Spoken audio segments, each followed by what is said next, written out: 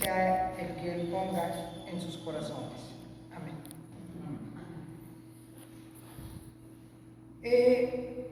Cuando me habló Omar, me dijo que tenían algunas dificultades de enfermedad, que si podía apoyarlo con el servicio de hoy, con el mensaje de hoy.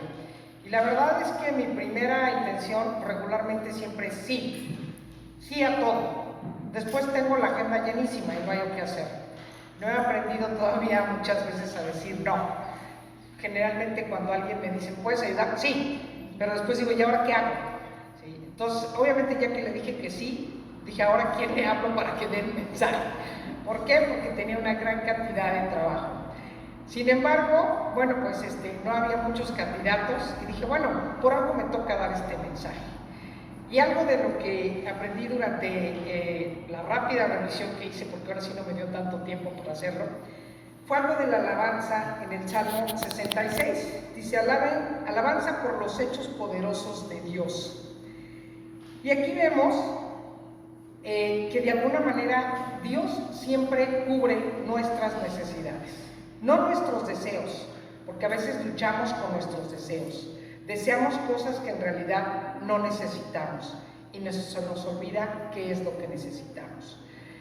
Y quiero compartir con ustedes un pequeño testimonio. Yo crecí en una iglesia cristiana, así que desde niña pertenezco a la iglesia, y me enseñaron a hacer oración y a pedir todo lo que necesitara, que en aquel entonces no había mucha diferencia entre deseo y necesidad, a veces todavía no, ¿verdad? Pero bueno, procuramos que entre más adultos tengamos diferencia. Pero en ese entonces yo llevaba todo en oración. Y recuerdo que muchas veces, ya de adulto, me di cuenta que Dios respondió muchas de mis oraciones casi como cartita. Pero en ese momento no me di cuenta, porque me distraje en otras cosas. O a lo mejor lo que yo en ese momento quería no era una necesidad, sino un deseo. Y ya de adulta, en diferentes circunstancias, pues nos encontramos, como todos, yo creo, muchas veces en dificultades.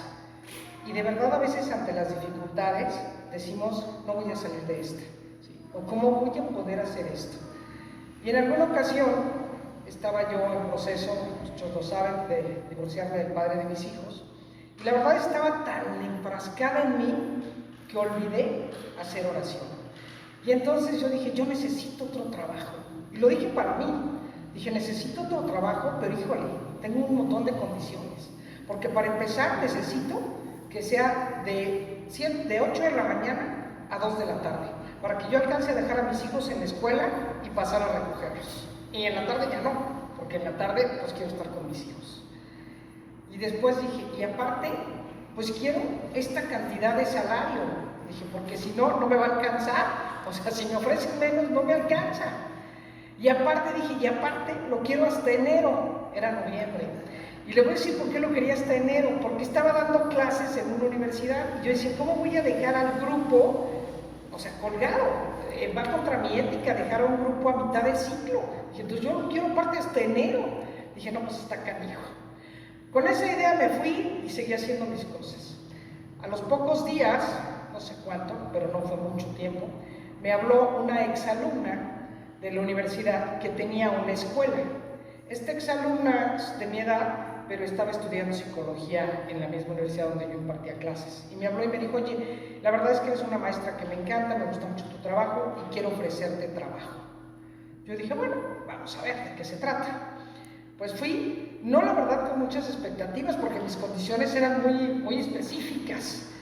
Y bueno, cuando empezó a platicarme ella de qué se trataba, me quedaba yo a cargo de la dirección del psicopedagógico, dije adelante, y luego me dijo, pero mira, pues tu horario es de 8 a 2, no sé si te convenga. Yo dije, bueno, sí, por dentro yo decía, no puedo creerlo, ¿no? Y entonces me dice, tu salario sería de tanto, justo la cantidad que yo había deseado. De verdad que en ese momento, hasta creo que ya no le ponía yo atención a lo que ella me decía, ¿no? Y empecé a pensar, no, pero necesito hasta enero. ¿Cómo le voy a decir que yo ahorita no puedo entrar? Y me dice, pero ¿sabes qué? Ya que me explicó todo lo que tenía que hacer, yo sí, bueno, me late, me agrada. Dije, ¿cómo voy a hacerle en la universidad? ¿A quién voy a dejar con mis muchachos? ¿Qué voy a hacer? O sea, ¿cómo le voy a decir al director? Voy a dejar al grupo y a mis chicos de la universidad. Y me dice, pero ¿sabes que solo hay un problema? Y le dije, pues ¿cuál es el problema? Dice, la persona que está ahorita quiere terminar hasta diciembre porque se va a cambiar de país. Entonces tú entrarías hasta enero. De verdad que dije, bueno, está bien, me puedo esperar. Pero cuando salí de ahí, dije, Dios mío, eres grande y maravilloso. Yo me había olvidado de ti y tú me diste las cosas tal como yo las necesitaba. ¿Sí? Ese trabajo me gustó mucho y después seguí cambiando de trabajos, pero ese testimonio me quedó tan grabado porque yo no lo pedí, ni siquiera fui capaz de llevarlo a la oración. Estaba tan confundida en lo mío que no fui capaz de hacerlo. Y sin embargo, Dios me escuchó. Dios sabía lo que necesitaba y tal cual me lo envió. Y en ese salmo nos dice que la iglesia en todo el mundo debe elevar su voz para alabar el nombre que es sobre todo nombre, para dar gloria con palabra, pero también con obras de la grandeza de Jesús. Por supuesto, hice mi mejor esfuerzo en ese trabajo, porque era un regalo de Dios. ¿Sí? ¿Por qué? Porque tenemos que glorificar su nombre, no solo con la palabra, sino con nuestros actos. Dice, recordemos que muchas veces no hacemos el bien, y no lo hacemos porque pensamos en nuestras propias armas, cuando en realidad el bien que hacemos es gracias a la gracia de Dios en nosotros, cuando Dios obra en nosotros. Y en la escritura de hoy queda muy clara, le dice en el Evangelio, no se jacten de lo que ustedes hacen, recuerden que lo hacen porque yo les di la oportunidad de hacerlo. Así que cuando alguien me dice, yo tengo un buen trabajo, yo tengo un trabajo que Dios me dio. Cuando me dicen, ¿te ganaste una plaza? No, Dios me la regaló, yo no hice nada y lo tengo. ¿Cuántas cosas, cuántas maravillas no tenemos que agradecerle a Dios? Cosas que habíamos pensado que no iban a poder, que eran imposibles y de repente se dan. Y a veces caemos en el error de decir, es que me he esforzado mucho. Sí, cierto, es importante que te esfuerces. Cuando los chicos dicen, maestra, yo me esfuerzo y Dios no me ayuda. A ver, ¿qué estás haciendo? ¿Sí? ¿O qué estás pidiendo? A lo mejor justamente estás pidiendo lo que deseas y no lo que necesitas. Cuando leí este salmo, al otro día me encontré con un compañero que estaba viviendo una situación muy difícil. Y entonces me dice, yo me alejé de Dios. Y dije, ¿por qué te alejaste de Dios? Y me dijo, ¿por qué no me contesta?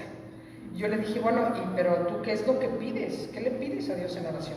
Si yo le pido que cambie a ella. Ah, no. Le dije, es que así no funciona el asunto. Tú tienes que pedirle a Dios por ti. Intercedemos por el otro, pero no para que el otro cambie, no para que el otro me dé gusto, no para que el otro sea como yo quiero. Intercedo para el bien del otro, así sea algo que a mí no me llene. Y en esa parte, vamos a la parte de Gálatas, donde nos habla de las obras de la carne y el fruto del Espíritu. El domingo pasado hablábamos un poquito sobre las obras de la carne y el fruto del Espíritu. Y qué tan fácil es que nosotros caigamos en las obras de la carne. ¿Sí?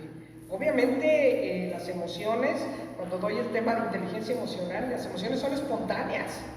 La razón es la que nos procesa. Y Dios nos dio la capacidad de razonar.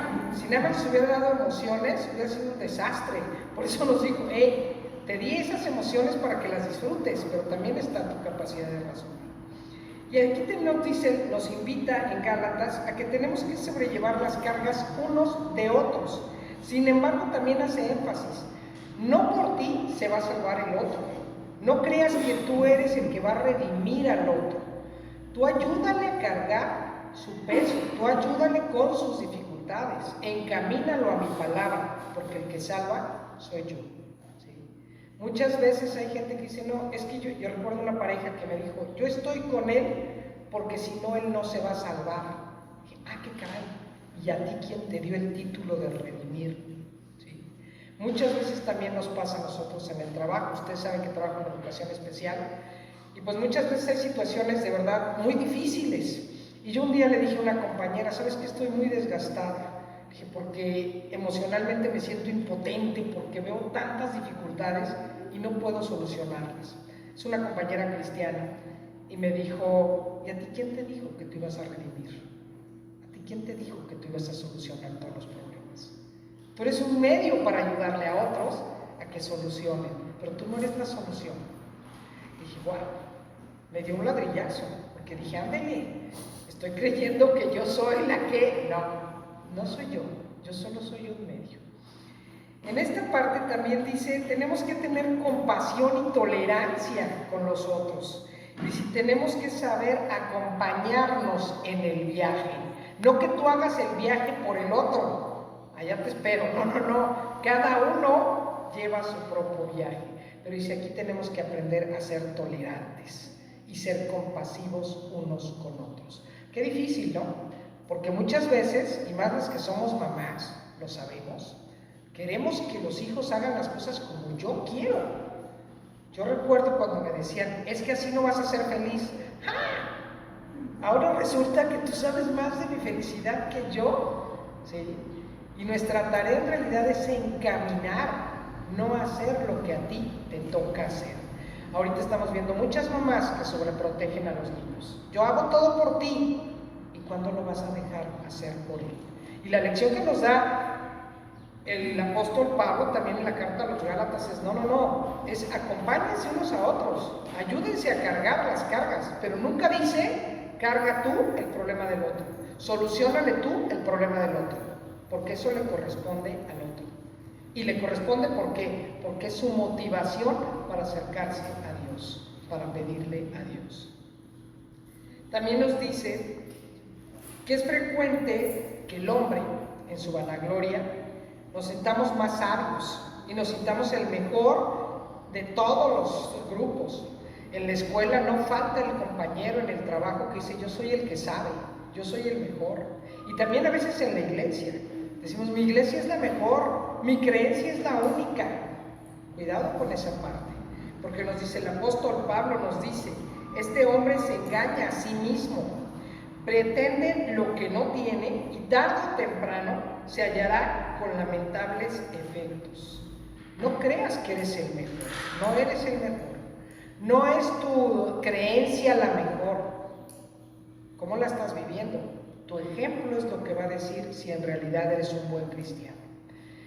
Me toca también conocer a gente que es recién conversa y dice, no, es que esto es lo mejor, allá todos son pecaminosos. No generalicemos, porque no depende de la religión que tengas, depende de cómo la vives. ¿Estamos de acuerdo? Muchas veces conocemos a gente que tiene otro credo y hace cosas maravillosas y dices, está más en línea con Dios que gente que está metida todo el día en la iglesia y tiene una actividad que tú dices y una actitud que dices, caray, mejor no lo digas, mejor no digas que estás en la iglesia. También el apóstol Pablo nos dice, nunca ganará esta persona que de alguna manera agrede o ofende al otro y se jacta por ella misma. Nos dice, nunca ganará la estima de Dios ni la de los hombres. Nos advierte a cada uno que examinemos nuestra propia obra. Y hay un dicho muy común que dice, cuando señalan, los otros 4 dedos te señalan a ti, los otros 3, porque 4 está muy difícil. Los otros 3 te señalan a ti. ¿Sí? Entonces, cuidado cuando juzgamos al otro. ¿Qué estoy haciendo yo? Centrémonos en lo que hacemos nosotros. También nos dice, mientras mejor conozcamos nuestro corazón y nuestros modales, menos despreciaremos a los demás y más dispuestos estaremos para ayudarlos cuando tengan enfermedades o aflicciones. En la medida que tú te conoces, te vuelves más tolerante. ¿Por qué? Porque se sacará, yo también hice eso. Yo también caigo con frecuencia en eso. ¿Sí? Nos volvemos más compasivos y también más empáticos. Estamos dispuestos a entender al otro desde el otro, no desde mí. Muchas veces es fácil decir, ¿por qué no soluciono las cosas así? Mira qué fácil es solucionarlas. Desde mi historia, pero no conocemos la historia del otro. Y en esa dificultad en la que se encuentra, no es porque quiere. Algo está pasando o algo pasó en su historia. Y algo que es clave es que está alejado de Dios. Y por eso no ha podido salir de la situación en la que está. Pero si yo lo juzgo, en vez de ayudarlo, lo orillo a alejarse más de las creencias, de la palabra de Dios. Dice, nos hace ver que muchos ven como leves los pecados cuando los cometo yo. Pero cuando los comete el otro, ¡ah, qué pecadote!, ¿no? Decía un pastor que conozco, no hay pecados chiquitos, no hay pecadotes y pecaditos, es pecado y se acabó. Está contra lo que Dios te está pidiendo, contra lo que de alguna manera te hace mejor persona. ¿Por qué? Porque cuando yo leía esto, analizaba los estatutos que Dios nos pide, los mandamientos, y realmente dices, bueno, no me está pidiendo como algo que digo, híjole, qué difícil de hacer, ¿sí? Y realmente lo que me pide es para mi bien, no es para, obviamente es para gloria y alabanza de Él, pero es para mi bien. Y pensaba también, porque nos dice también en las Escrituras, Él te acoge, y esto lo dice en la misión de los 70, no mentira, en el Evangelio, Él te acoge como una madre acoge a su hijo. ¿Qué mamá desea algo malo para su hijo? Ninguna, ninguna. A veces hacemos daño sin querer hacerlo. Dice un psicólogo, Bruno Bettelheim, los padres hacen lo mejor que pueden por los hijos, aunque no siempre es lo mejor, porque lo veo desde mi perspectiva. Y en esta parte creo que lo mejor que podemos hacer por el otro es llevarlo a la palabra de Dios. Decirle que lo que Dios nos enseña en su palabra nos ayuda a crecer, a disfrutar, a ser felices, a ser mejores personas. No a dañar a nadie. En la palabra no hay ningún daño para otros. Porque el daño no nos toca a nosotros. El de vengarnos, decía este amigo, es que porque a ella todo le sale bien y a mí me sale mal. A ti no te toca, a ti no te toca. Tú céntrate en lo tuyo, despreocúpate de lo que le toca o le pasa a ella. Tendrá que dar cuentas ella, porque también dice, aunque yo diga que mi pecado es pecadito, el día que yo esté frente a Dios, entonces vamos a ver si es cierto. Ahí es donde nos toca la carga moral y decir, es que yo lo juzgué en los otros, pero no lo vi en mí. El pecado es una carga espiritual y mientras menos importancia le demos, más fácil nos va a atacar, más hay que sospechar de ella. Es como la gente que dice, yo soy muy amable, pero todo el mundo me dice que soy muy enojona. Algo está pasando. Si todo el mundo te lo está diciendo, algo pasa. Checa cómo estás. Al sentir el peso y la carga de nuestros pecados, debemos procurar el perdón por el Salvador y darnos como advertidos ante el pecado. Y no solo es pedir perdón y arrepentirnos, es trabajar en nosotros, nuestra razón, en nuestras emociones para no volver a caer. Porque de nada sirve pedir perdón cada 8 días si vuelvo a cometerlo.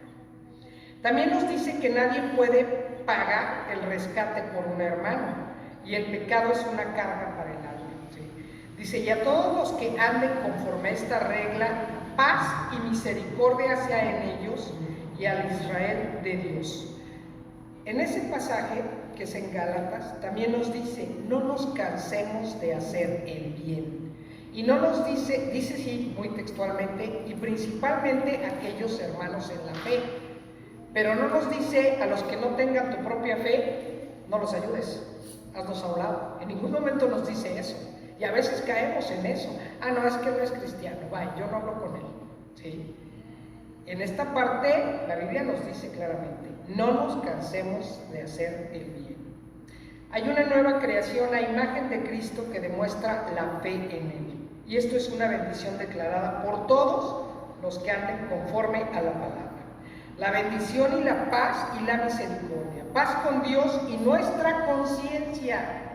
Y todos los consuelos de esta vida en la medida de que sean necesarios.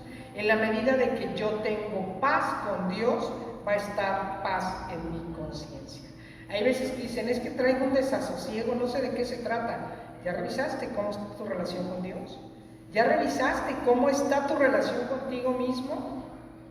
Y no solo es contigo, pídele a Dios que te ayude, te ilumine para encontrar esa paz que solo encuentras en Él. Uno de mis chicos en el consulta me decía el otro día, es que ya me di cuenta que yo no estoy feliz ni tranquilo si no estoy con una novia. ¡Qué caray! Sí. Y entonces, obviamente, cuando él se hace de una novia, dice, yo soy el mejor novio. Sí, pero no te importa la novia. Tú eres el mejor novio porque estás enamorado del amor. ¿Sí? Y quieres llenar ese vacío que tienes a través de la otra persona. Y nadie puede ser feliz si no sabe estar feliz con uno mismo. Porque cuando estás feliz contigo mismo, estás en paz con Dios. Entonces podrás ser feliz con otra persona. Este chico creció en la iglesia y es un creyente ferviente. Sin embargo, me brinca esta parte cuando él me dice, yo no estoy en paz si estoy solo. ¿Qué pasó? ¿Dónde dejaste a Dios en tu vida? ¿Lo pusiste a un lado o lo pusiste allá arriba y dijiste, sí, Dios, tú estás allá arriba, pero aquí abajo yo tengo que tener novia porque si no, no estoy a gusto. Yo tengo que tener casa porque si no, no estoy a gusto. Sí, allá sí, tú estás bien allá, ya cuando llegue contigo nos arreglamos. Pero aquí abajo yo tengo que solucionar mis asuntos. ¿Sí? Cuidado con esa parte. Finalmente, la última lectura, en Lucas 10, habla sobre la misión de los 70. Y dice, Cristo envió a los 70 discípulos en parejas. Qué curioso que los envíen parejas, ¿no? Los envían parejas y ojo con esta parte, porque entonces cuando dicen, es que tienes que estar en pareja, a ver, pareja es alguien que está contigo, que cree lo que tú, que vive contigo, no que te sometes a o se somete a ti, ¿sí? Y pareja no necesariamente tiene que ser una relación, porque generalmente oímos pareja, matrimonio. Y bueno, ahora ya ni matrimonio, ¿verdad? Bueno, ahora ya oímos cantidad de parejas que ya digo yo, esto ya es un descarriate, ¿no? Porque ya de repente, bueno, ¿y eso fue pareja? ¿Sí? Sin embargo, aquí me llama la atención porque dice en pareja, ¿por qué? Porque ya nos dijo atrás, apoyémonos unos a otros, ayudémonos unos a otros. Y también nos dice para que se fortalezcan y se estimulen mutuamente, para crecer mutuamente, otra vez, para crecer, para que estudien la palabra, para que sepan lo que les pido, se ayuden a llevarlo a cabo. El ministerio del Evangelio pide a los hombres que reciban a Cristo como su Salvador, y seguramente Él irá en el poder del Espíritu, les dará el poder del Espíritu a todos, a los lugares a donde vayas. Cuando tú estás en la palabra de Dios, Él te da tu espíritu y te ayuda a seguir adelante. En mi trabajo he encontrado muchas personas que sin saberlo, de repente platicando, resulta que son cristianas, que tenemos una ideología común, sin saberlo, sin preguntarlo, y de repente es la persona que se acerca y me dice, oye, ¿te pasó esto? Yo te sugiero que hagas oración, o puedo hacer oración contigo. Y también me ha pasado que llega gente y me dice, oye, ¿tú tienes alguna creencia, alguna religión? Sí, yo creo en Dios. ¿Puedes hacer oración conmigo? ¿Puedes hacer oración por mí? Claro. ¿Sí? No me preguntan si soy cristiana, si soy luterana, si soy católica, si soy mormona. Lo que están viendo es esa parte. Y también seguramente cuando lo necesito están viendo esa parte, lo que necesito, ¿sí? Que finalmente es la palabra de Dios.